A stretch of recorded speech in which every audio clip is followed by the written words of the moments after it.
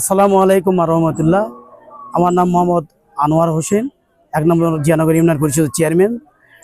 আমি সকাল 7টায় আমার ওয়ার্ড মেম্বারের মারফতে আমি শুনতে পাই যে একটা অনাকাঙ্ক্ষিত ঘটনা ঘটছে 4 নম্বর ওয়ার্ডে লক্ষ্মী মণ্ডল গ্রামে মার্ডার হয়েছে। আমার ওয়ার্ড মেম্বার আমাকে জানায়, তারপর আমি ওসি সাহেবকে ফোন দেই, তারপর টিউনো স্যারকে ফোন দেই, অবগত করি ওনাদের এবং প্রশাসনের হেল্প নেই। আসে তার সহযোগিতায় দেখলাম যে ওই ঘরে একটা মহিলা গালাদড়ি দিয়ে পড়ে আছে ওখানে, আর একটা বারান্দায় পড়ে আছে গালাদড়ি দেওয়া অবস্থায়। এটা আমরা দেখতে পাই।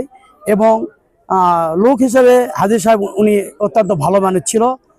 কারো শুধু আমাদের জানা মতে ইউনিয়ন পরিষদে আমি আছি 3.5 বছর হলো, এরই মধ্যে দেখা যায়নি কারোর সঙ্গে খারাপ ব্যবহার বা আচরণ এই ধরনের আমাদের নজরে পড়েনি। মানুষ হিসেবে আমরা যেটা দেখতেছি অত্যন্ত ভালো মানুষ।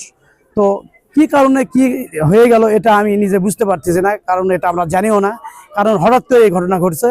আর আমি মাত্রই তো 7:30টায় এটা শুনতে পাই। আচ্ছা, আমরা কেবল এই ঘটনাস্থলটা পরিদর্শন করছি। আমাদের টিম আগেই পৌঁছে গিয়েছিল। অনেক মানুষের ভিড়, মানুষের সাথে এখনো এই ঘটনাগুলো নিয়ে কাউকে জিজ্ঞাসাবাদ বা কারো কাছ থেকে প্রপার তথ্য এগুলো আমরা এখনো পর্যন্ত কিছুই পাই নাই।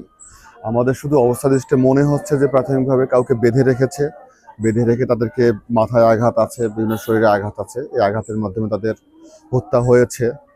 এখন প্রাথমিকভাবে যদি বলতে যাই, ঘটনাটা হয়তো বা দস্যুতার কোনো ঘটনা এরকম ঘটে থাকতে পারে বলে মনে হচ্ছে, যতটুকু আমাদের কাছে ইনফরমেশন। কিন্তু আমরা একেবারে শিওর না ব্যাপারগুলো নিয়ে। এখানে অন্য কোনো শত্রুতা আছে কিনা বা ঘটনার ভিতরে কোনো ঘটনা আছে কিনা, এগুলো তদন্ত করে ভালোভাবে বলে জেনে শুনে তারপর আমরা কমেন্টস করতে পারবো। আচ্ছা, আমরা তো এসে এখানে দুজনের ডেড বডি পেয়েছি, একজন হাজী সাহেব এবং তার হচ্ছে সন্তানের স্ত্রী, এই দুজন। আরো একটা ওই পরিবারের সদস্য আছে, 8 বছরের বাচ্চা আছে। আমরা বাচ্চাটার সাথেও এখনো ভালোভাবে কথা বলতে পারিনি। এই দুজনকেই আমরা নিহত হিসেবে দেখতে পেয়েছি। আমরা তো সকালে ঘুমত আছি, আমার ভাস্তি বাইরে এসে লোকজন ডাকছে, লোকজন গেছে, পরে আমার কাজ দিছে। আমি তো গেলাম, যাই তো দেখলাম হাত পা বাঁধা, পরাপা করে আছে ওটার মধ্যে, আর ভাবি তো রুমের মধ্যে। তো অনেক নির্যাতন করছে, করে মারছে।